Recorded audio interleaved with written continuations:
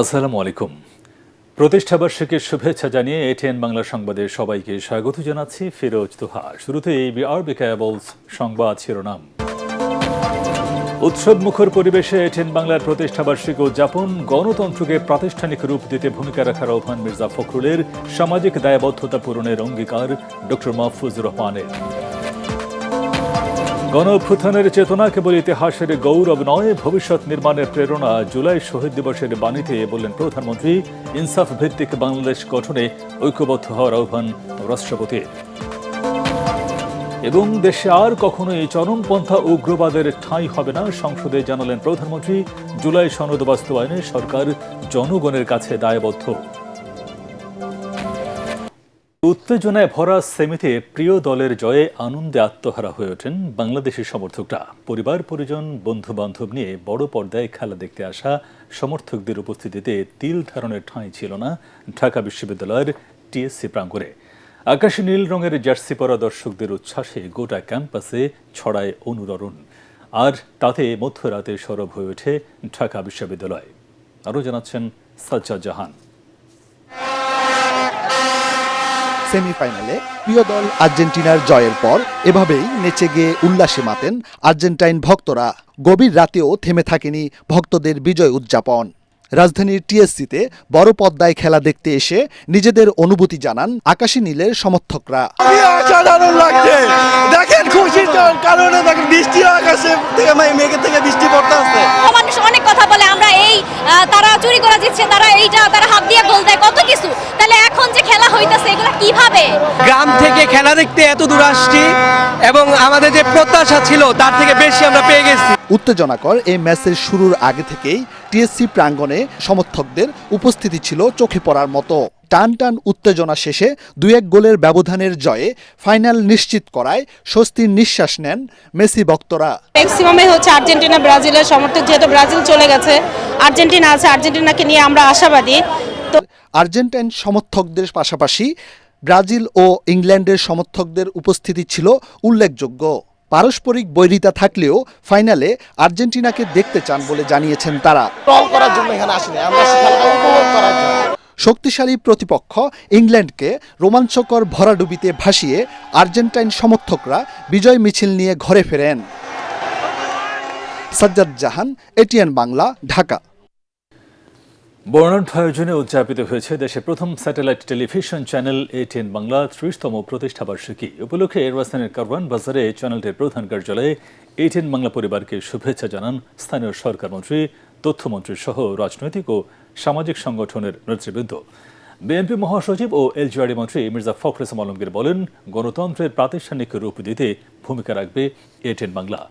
আর যুগের সাথে তাল মিলিয়ে দর্শকদের আস্থা ধরে রাখার প্রত্যাশা ব্যক্ত করেন তথ্যমন্ত্রী জহিরুদ্দিন স্বপন। এ সময় এটিএন বাংলা ও এটিএন নিউজের চেয়ারম্যান ডক্টর মাহফুজুর রহমান বলেন, 3 দশকের পথ চলায় শত বাধা পেরিয়েও অন্যের সাথে কখনোই আপোষ করেনি এটিএন বাংলা। গণতন্ত্র ও মানুষের অধিকার প্রতিষ্ঠায় সবসময় সোচ্চার থেকেছে এই প্রতিষ্ঠানটি। বিস্তারিত জানাচ্ছেন ইয়াসিন রানা। দেশের প্রথম বেসরকারি স্যাটেলাইট টিভি চ্যানেল এটিএন বাংলার জন্মদিনে আনন্দ আয়োজন আর উৎসবমুখর পরিবেশ, সাজ রব পুরো অফিস জুড়ে। নিজেদের কলাকুশলী সাংবাদিকদের পাশাপাশি এই আয়োজনে যোগ দেন সরকারের মন্ত্রী, বিভিন্ন রাজনৈতিক দলের নেতৃবৃন্দ, টিভি চ্যানেল, সরকারের বিভিন্ন সংস্থা, শিল্পী, বিভিন্ন প্রতিষ্ঠান ও সমাজের বিশিষ্টজনেরা। মাননীয় মন্ত্রী মহোদয়গণ আমাদের সাথে আছেন, সেই সাথে আছেন। কেক কেটে 30তম বছরে পদার্পণের সূচনা করেন এটিএন বাংলার চেয়ারম্যান ডক্টর মাহফুজুর রহমান। সাথে ছিলেন বিএনপি মহাসচিব ও LGRD মন্ত্রী মির্জা ফখরুল ইসলাম আলমগীর ও তথ্যমন্ত্রী জহিরুদ্দিন স্বপন।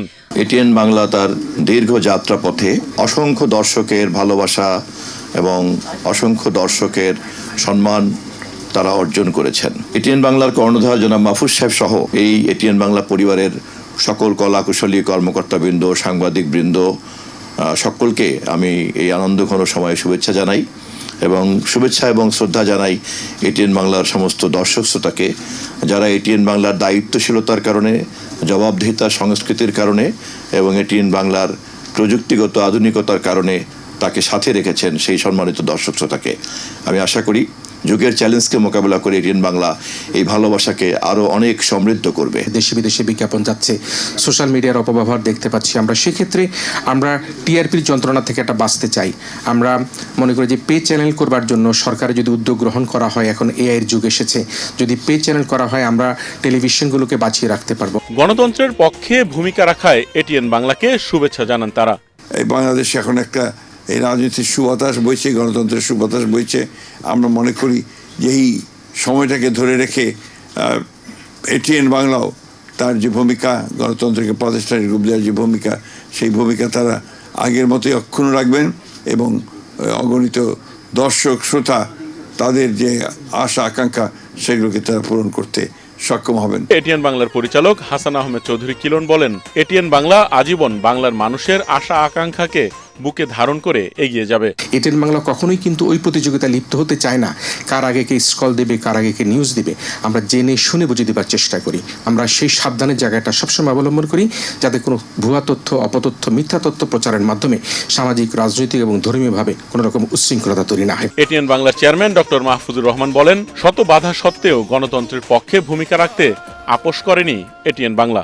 আমি তাদেরকে একটু আশ্বাস দিতে চাই যে আমরা এটিএন বাংলা শুরু থেকেই বিএনপিকে পুরো দস্তুর আমরা সাপোর্ট করে যেতাম, কারণ আমি একমাত্র ছিলাম সে সময় যে সাব্বাস বাংলাদেশ চালাইছিলাম। আমি এইটুকু বলতে পারি যে আমরা বরাবরই বিএনপির সংগ্রামের সঙ্গে ছিলাম, আগামী তো ইনশাআল্লাহ থাকবো। এটিএন বাংলার জন্মদিনে শুভেচ্ছা জানান রাষ্ট্রপতি মোহাম্মদ শাহাবুদ্দিন। তার পক্ষে জন্মদিনের অনুষ্ঠানে যোগ দেন প্রেস সচিব সরওয়ার আলম। পুরো পৃথিবীতে কিন্তু এটিএন বাংলা কিন্তু আমাদের এই যে অবিরাম বাংলার মুখ, এটা কিন্তু সবচেয়ে প্রথম নিয়ে এসছে।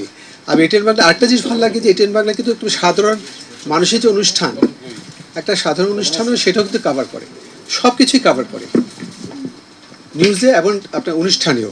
তো সেই জন্য এটিএন বাংলাকে আমি শুভেচ্ছা জানাবো।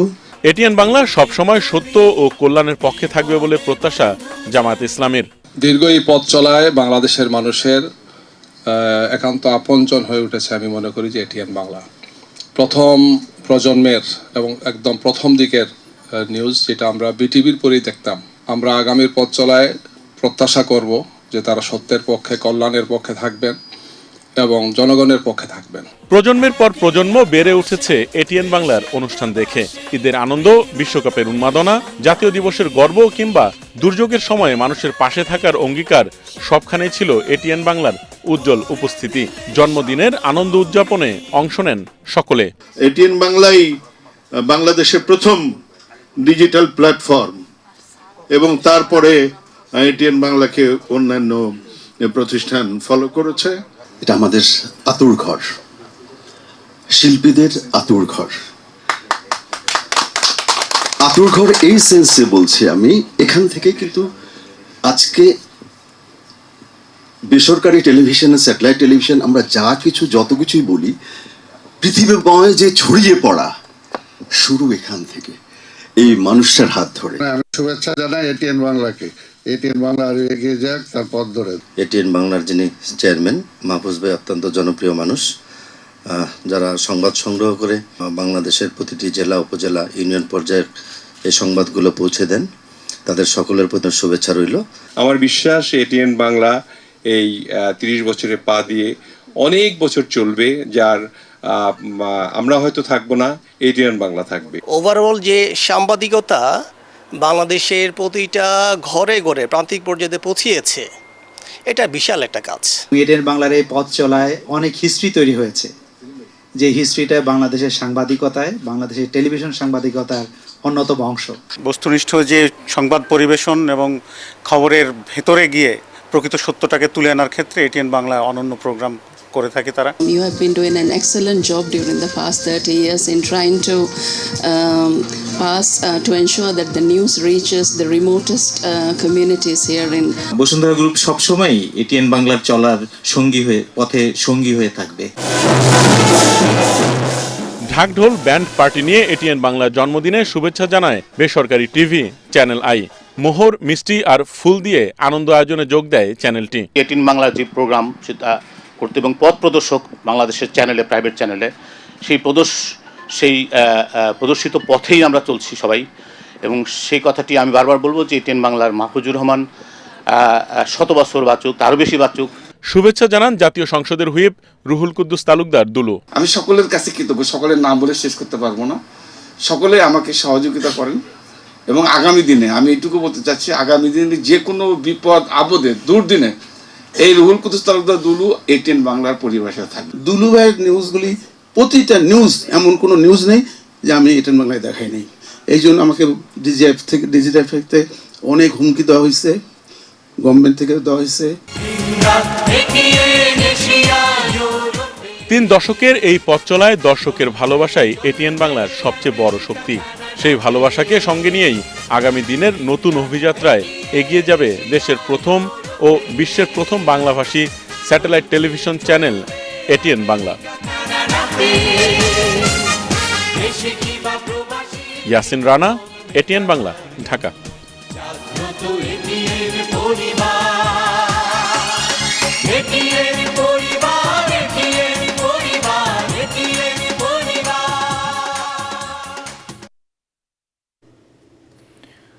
জুলাই গণ অভ্যুত্থানের অমর চেতনা কেবল ইতিহাসের গৌরব নয়, এটি ভবিষ্যৎ নির্মাণের প্রেরণা। 16 জুলাই ঐতিহাসিক জুলাই শহীদ দিবস উপলক্ষে বাণীতে শহীদদের প্রতি গভীর শ্রদ্ধা, শোক আর কৃতজ্ঞতা প্রকাশ করেছেন প্রধানমন্ত্রী তারেক রহমান। তিনি বলেন, 2024 সালের এই দিনে ফ্যাসিবাদ বিরোধী আন্দোলনে রংপুরে পুলিশের গুলিতে আবু সাইদ, চট্টগ্রামে কলেজ শিক্ষার্থী মোহাম্মদ ওয়াসিম আকরাম সহ কমপক্ষে 6 জন শহীদ হন। রংপুরে 2 হাত প্রসারিত করে পুলিশের সামনে বুক পেতে দিয়েছিলেন আবু সাইদ। তার বুকে পুলিশের গুলির দৃশ্য গণতন্ত্রকামী জনগণের মনে তীব্র ক্ষোভের সঞ্চার করে। কোটা সংস্কারের দাবি ফ্যাসিস্ট সরকারের পতনের আন্দোলনে মোড় নেয়। সেই ধারাবাহিকতায় বীর ছাত্র জনতার গণঅভ্যুত্থানে স্বৈরাচার দেশ ছেড়ে পালাতে বাধ্য হয়। এদিকে জুলাই গণঅভ্যুত্থানে আত্মোৎসর্গকারী বীর শহীদদের প্রতি গভীর শ্রদ্ধা ও কৃতজ্ঞতা জানিয়ে তাদের স্বপ্নের বৈষম্যহীন ও ইনসাফ ভিত্তিক বাংলাদেশ গঠনে দল, মত, পথ নির্বিশেষে সবাইকে ঐক্যবদ্ধভাবে কাজ করার আহ্বান জানিয়েছেন রাষ্ট্রপতি মোহাম্মদ শাহাবুদ্দিন। জুলাই শহীদ দিবস উপলক্ষে বুধবার এক বাণীতে তিনি বলেন, বাংলাদেশের ইতিহাসে দিনটি গভীর তাৎপর্যপূর্ণ। 2024 সালের জুলাই গণঅভ্যুত্থানে আত্মোৎসর্গকারী বীর শহীদদের অসামান্য অবদান কৃতজ্ঞতার সাথে স্মরণ করেন তিনি।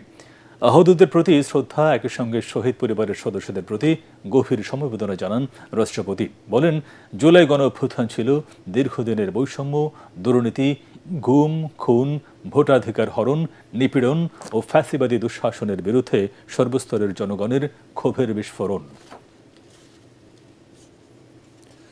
ফ্যাসিবাদের দোসররা পৃথিবীর যে কোনো দেশেই থাকুক তাদের ফিরিয়ে এনে আইনের মুখোমুখি করতে সরকার কাজ করছে বলে জানিয়েছেন স্বরাষ্ট্রমন্ত্রী সালাউদ্দিন আহমদ। ঢাকা বিশ্ববিদ্যালয়ে ছাত্রদলের গণ অভ্যুত্থানের বাঁক বদলের দিন শীর্ষক আলোচনা সভায় তিনি কথা জানান। স্বরাষ্ট্রমন্ত্রী বলেন, বিএনপি কোনো দলের রাজনীতি বন্ধ করতে চায় না, তবে আইনের মাধ্যমে ফ্যাসিবাদী আওয়ামী লীগের রাজনৈতিক ভবিষ্যৎ নির্ধারিত হওয়া উচিত। ভবিষ্যতে কোনো সরকার যেন ফ্যাসিবাদী হয়ে উঠতে না পারে, সেজন্য জুলাইয়ের চেতনাকে ধারণ করার কথা বলেন তিনি।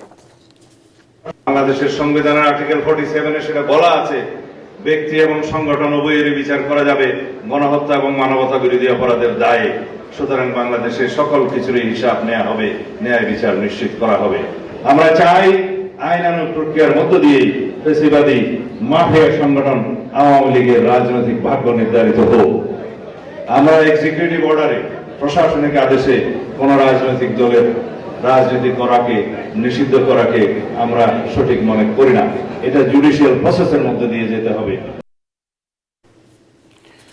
বাংলাদেশে চরমপন্থা ও উগ্রবাদের কোনো ঠাঁই হবে না বলে জানিয়েছেন প্রধানমন্ত্রী তারেক রহমান। জাতীয় সংসদে বাজেট অধিবেশনের সমাপনী দিনে তিনি বলেন, মুক্তিযুদ্ধের চেতনার নামে কেউ আর মানুষের অধিকার হরণ করতে পারবে না।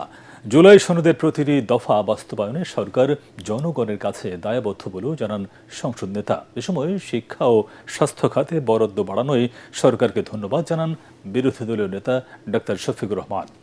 ইমদাদুল্লাহ বাবুর রিপোর্ট। ত্রয়োদশ জাতীয় সংসদের দ্বিতীয় অধিবেশনের শেষ কার্যদিবসে সমাপনী বক্তব্য রাখেন বিরোধী দলীয় নেতা ডাক্তার শফিকুর রহমান। এবার মাননীয় অর্থমন্ত্রী মহোদয় আমাদেরকে আশ্বস্ত করেছেন যে আর্থিক খাতে শৃঙ্খলা ফিরে আনা, এটা সরকারের প্রথম অগ্রাধিকার। আমরা এই জিনিসটা দেখতে চাচ্ছি। বক্তব্যের শুরুতে জলাবদ্ধতার কথা উল্লেখ করে রাজধানীর উন্নয়নে বিশেষ গুরুত্ব দিতে সরকারকে তাগিদ দেন তিনি। উন্নয়নের জন্য বছর বছর বরাদ্দ হয়েছে, কিন্তু সেই উন্নয়ন অধরা রয়ে গেছে। উন্নয়ন হয়েছে কিছু ব্যক্তির, কিছু গোষ্ঠীর। একসময় একজন শাসক বলেছিলেন তিলোত্তমা ঢাকা। তিনি হয়তো চেষ্টা করেছেন, কিন্তু তিলোত্তমা হয়নি, বরঞ্চ এই ঢাকা দিনের পর দিন মলিন হয়ে যাচ্ছে। বিশেষ বরাদ্দ রেখে রাজধানী শহরটাকে অন্তত প্রোটোটাইপ হিসাবে আগে আমরা একটু ভালো করে তুলি, এরপরে আস্তে আস্তে আমরা অন্যদিকে যেতে পারবো। যে কোনো মূল্যে দুর্নীতির হাত চেপে ধরার আহ্বান জানান তিনি। আমরা আপাতত চাচ্ছি দুর্নীতির হাত চেপে ধরেন এবং হাতের মধ্যে কড়া লাগাই দেন। আমরা সরকারি দল থেকেও বলছি জুলাই আমাদের, বিরোধী দল থেকেও বলছি জুলাই আমাদের। তাহলে এই জুলাইটা যেন সত্যিকারেই আমাদের হয়, সেটা আমরা দেখতে চাই।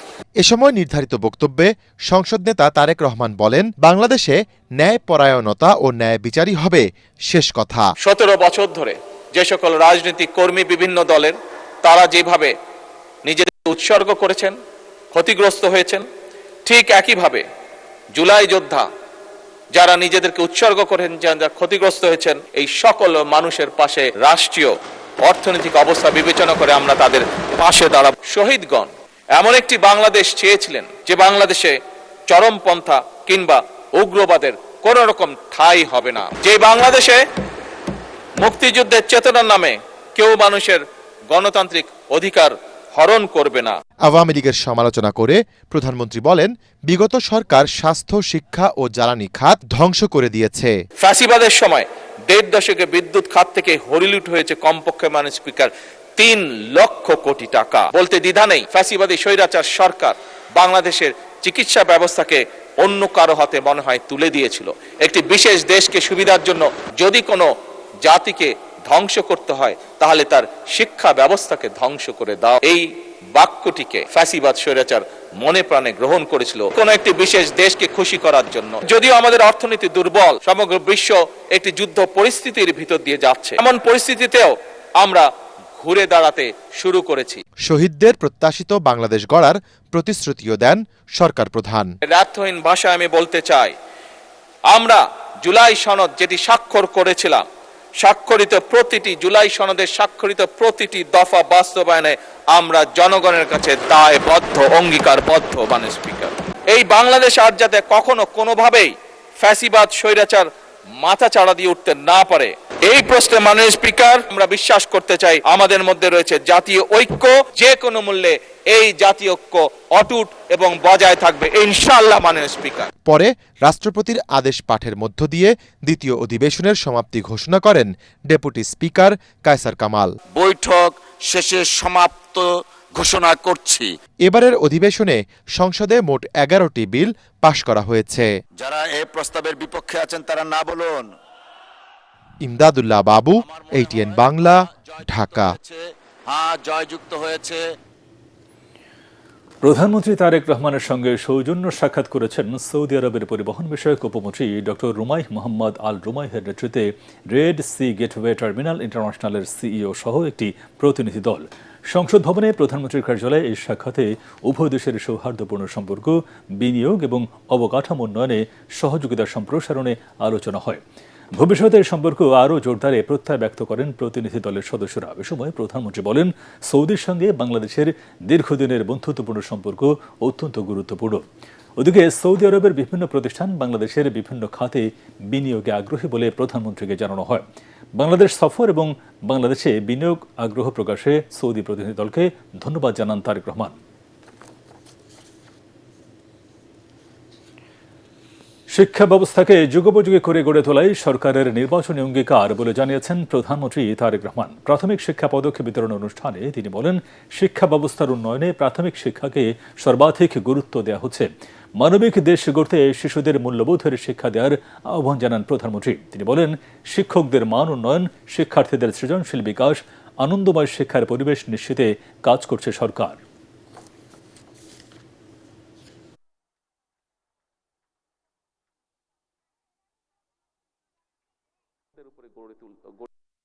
একটি জাতির জীবনে যদি এথিক্স এবং ভ্যালুস শিক্ষা থাকে, তাহলেই আমরা একটি শক্তিশালী সুন্দর ডিসিপ্লিন একটি জাতি হিসাবে আমরা গড়ে তুলতে পারবো ধীরে ধীরে নিজেদেরকে। আমরা আগামী দিনের সিলেবাসগুলোর মধ্যে আমাদের বিভিন্ন সামাজিক বলেন, ধর্মীয় বলেন, যে এথিক্স বা ভ্যালুসগুলো আছে, পারিবারিক ভ্যালুস বলেন, সামাজিক ভ্যালুস বলেন, ধর্মীয় ভ্যালুস বলেন, এইগুলোকে আমরা ইনক্লুড করতে চাই। শিক্ষামন্ত্রীর পদত্যাগ সহ 3 দফা দাবিতে পূর্ব ঘোষিত কর্মসূচি অনুযায়ী সচিবালয়ের উদ্দেশ্যে লং মার্চ করে আন্দোলনরত শিক্ষার্থীরা শিক্ষা ভবনের সামনে তাদের আটকে দেয় পুলিশ। পরে সেখানে অবস্থান নিয়ে বিক্ষোভ করে তারা।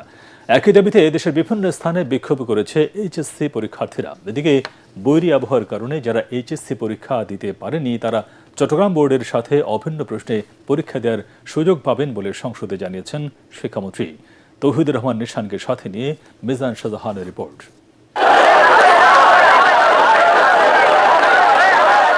চট্টগ্রাম বোর্ড বাদে অন্য সকল বোর্ডে সকাল 10টা থেকে দুপুর 1টা পর্যন্ত এইচএসসি পরীক্ষা অনুষ্ঠিত হয়। পরীক্ষা শেষে আন্দোলনে নামেন শিক্ষার্থীরা। রাজধানীর সায়েন্স ল্যাব মোড় থেকে সচিবালয়ের দিকে রওনা দিয়ে শিক্ষা ভবনের সামনে গিয়ে পুলিশি ব্যারিকেডের মুখে পড়েন আন্দোলনরত শিক্ষার্থীরা। সেখানে অবস্থান নিয়ে শিক্ষামন্ত্রীর পদত্যাগের দাবিতে নানা স্লোগান দেন তারা। এর আগে উত্তরার বিএনএস সেন্টারের সামনে সড়ক অবরোধ করে শিক্ষার্থীরা। এতে সড়কের উভয় পাশে দীর্ঘ যানজটের সৃষ্টি হয়। এ সময় দাবি আদায় না হলে আরও কঠোর কর্মসূচি দেওয়া হবে বলে হুঁশিয়ারি দেন আন্দোলনকারীরা। তবে অনেক শিক্ষার্থী এই আন্দোলনের বিপক্ষে। 3 ঘন্টা আমরা ভিজা পরীক্ষা দিচ্ছি, ভিজা বাসায় গেছি, এই কারণে মনে করেন অনেক স্টুডেন্ট অসুস্থ হয়ে গেছে। এই কারণে মনে করেন যে ওনার পদত্যাগের দাবিটা চাওয়া হয়েছে। পদত্যাগ চাওয়া উচিত না, কারণ হয়তোবা মানুষ মাত্রই ভুল, ছাত্রদের উচিত ছিল ওনার যে ভুলগুলো ছিল ওই ভুলগুলো ধরায় দেওয়া। একই দাবিতে চট্টগ্রামে বিক্ষোভ করে শিক্ষার্থীরা। এ সময় শিক্ষার্থীদের উপর পুলিশের লাঠিচার্জের প্রতিবাদ জানান তারা। এছাড়া বরিশাল, কুষ্টিয়া, গোপালগঞ্জ, জয়পুরহাট, লক্ষ্মীপুর সহ দেশের বিভিন্ন স্থানে বিক্ষোভ কর্মসূচি পালিত হয়। এদিকে জাতীয় সংসদে 300 বিধিতে দেয়া বিবৃতিতে শিক্ষামন্ত্রী বলেন, চট্টগ্রাম বোর্ডের স্থগিত পরীক্ষা নেয়ার সময় অন্যান্য বোর্ডে যারা পরীক্ষা দিতে পারেনি তাদের পরীক্ষাও নেওয়া হবে। প্রতিকূল আবহাওয়া কিংবা সংশ্লিষ্ট অনিবার্য কারণে যারা চলমান এইচএসসি ও সমমান পরীক্ষা 2026 এর কোনো বিষয়ে অংশগ্রহণ করতে পারেনি তারা চট্টগ্রাম শিক্ষা বোর্ডের ইতিমধ্যে স্থগিত হওয়া সংশ্লিষ্ট বিষয়ে অভিন্ন প্রশ্নপত্রে শিক্ষা মন্ত্রণালয় কর্তৃক নির্ধারিত একই তারিখে ওই সময়ে পরীক্ষা অংশগ্রহণ করতে পারবেন।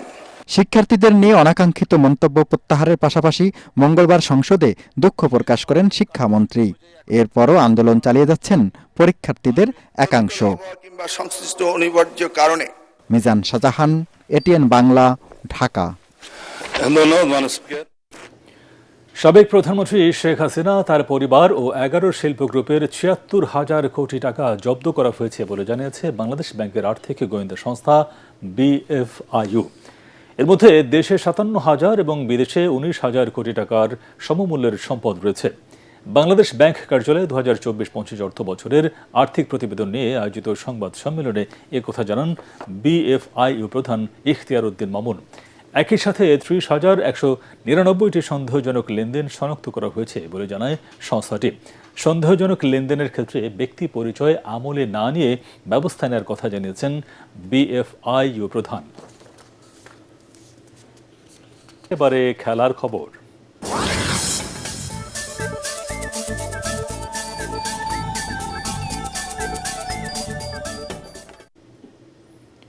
টেস্ট ও ওয়ানডে সিরিজের পর টি-20 সিরিজও জিম্বাবুয়ের কাছে পরাজয় দিয়ে শুরু করল বাংলাদেশ। 3 ম্যাচ সিরিজের প্রথম টি-20তে জিম্বাবুয়ের কাছে 32 রানে হেরেছে টাইগাররা। 171 রানে জয়ের টার্গেটে ব্যাট করতে নেমে 78 রানে 5 উইকেট হারিয়ে বিপর্যয়ে পড়ে বাংলাদেশ। সেই বিপর্যয়ে আর কাটাতে পারেনি তারা। শেষে 138 রানে অল আউট হয় সফরকারীরা। প্রায় 3 বছর পর একাদশে ফেরা ইয়াসির আলী দলের পক্ষে সর্বোচ্চ 54 রান সংগ্রহ করেন। জিম্বাবুয়ের বোলারদের মধ্যে ইনগাফারা এবং মুজরাবানি 4টি করে উইকেট নিয়ে বাংলাদেশের ধস নামান। এর আগে বুলাওয়ের কিংস স্পোর্টস ক্লাব মাঠে টস হেরে ব্যাট করতে নেমে নির্ধারিত 20 ওভারে 6 উইকেটে 170 রান করে জিম্বাবুয়ে। শেষ করার আগে বিআরবি কেবলস সংবাদ শিরোনাম আরেকবার। উৎসব মুখর পরিবেশে এটিএন বাংলার প্রতিষ্ঠা বার্ষিকী উদযাপন, গণতন্ত্রকে প্রাতিষ্ঠানিক রূপ দিতে ভূমিকা রাখার আহ্বান মির্জা ফখরুলের, সামাজিক দায়বদ্ধতা পূরণের অঙ্গীকার ডক্টর মাহফুজুর রহমানের। গণ অভ্যুত্থানের চেতনা কেবল ইতিহাসের গৌরব নয়, ভবিষ্যৎ নির্মাণের প্রেরণা। জুলাই শহীদ দিবসের বাণীতে বললেন প্রধানমন্ত্রী, ইনসাফ ভিত্তিক বাংলাদেশ গঠনে ঐক্যবদ্ধ হওয়ার আহ্বান রাষ্ট্রপতি। এবং দেশে আর কখনো এই চরমপন্থা ও উগ্রবাদের ঠাঁই হবে না, সংসদে বললেন প্রধানমন্ত্রী।